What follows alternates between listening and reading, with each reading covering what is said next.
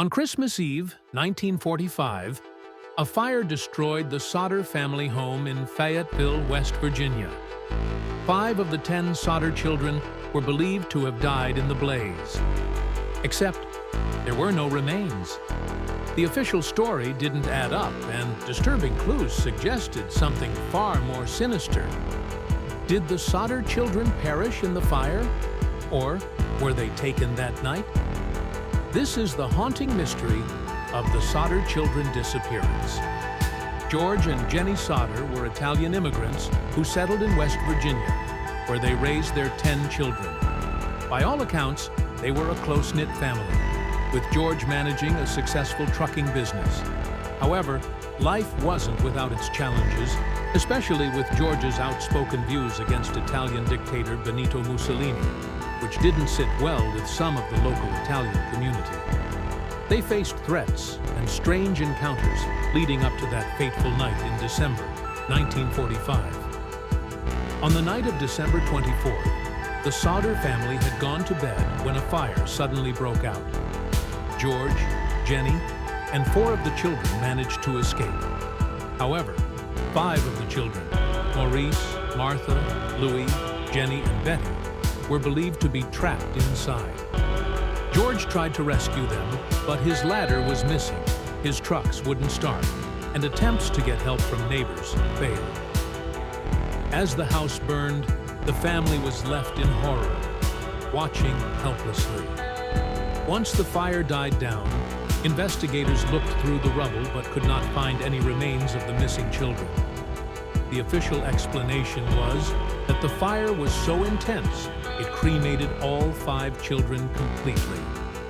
But experts later stated that even in extreme fires, some remains are usually found. This left George and Jenny with a haunting question. Could their children have been taken instead? Suspicious signs started emerging. A few months before the fire, a life insurance salesman had threatened George, saying, "Your house will go up in smoke, and your children will be destroyed," supposedly due to his anti-Mussolini statements. On the night of the fire, a woman claimed to have seen the children in a car watching the house burn. There were more chilling clues. A bus driver passing through town reported seeing balls of fire thrown onto the roof of the house, which George and Jenny later connected to a possible firebomb device found in the yard. Even more bizarre, a phone line that should have burned in the fire had been cut from an outside post, suggesting someone had tampered with it before the blaze started. George and Jenny didn't give up.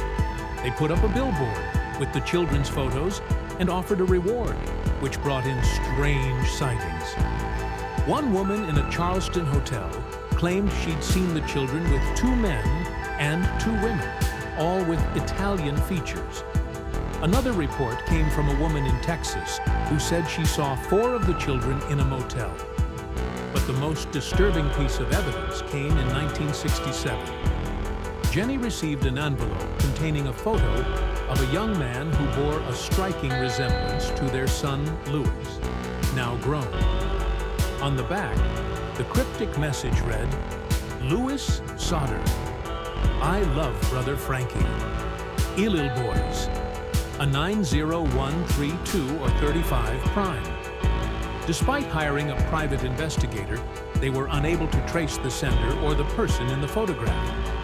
George and Jenny Sodder passed away without ever finding out what truly happened to their children. The remaining Sodder siblings continued the search, but the mystery remains unsolved to this day. Did the children perish in the fire? Or were they kidnapped that night, never to be seen again? With so many unanswered questions and cryptic clues, the Sodder children's disappearance remains one of America's most haunting mysteries. What do you think happened that Christmas Eve in 1945? Was it a tragic accident or something more sinister? Let us know your thoughts, and stay tuned for more stories that delve into the unknown.